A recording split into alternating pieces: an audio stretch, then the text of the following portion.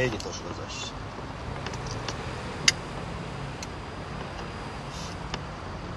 مرسی.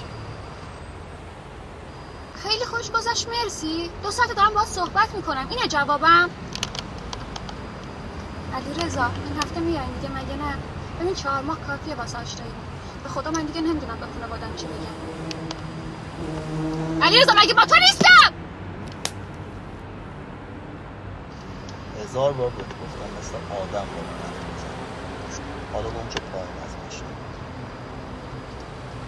گم شو پایین بهت گفتم.